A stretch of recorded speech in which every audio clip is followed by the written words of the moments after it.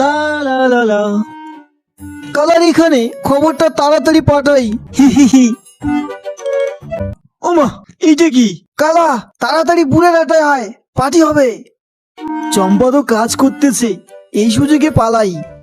তোর পার্টি করা কাজ কামাই নাই, থাক এখানে। কিরে মোটু, কালাকে তো ঘরে বন্দি করে রাখলো, এবার কি করবি?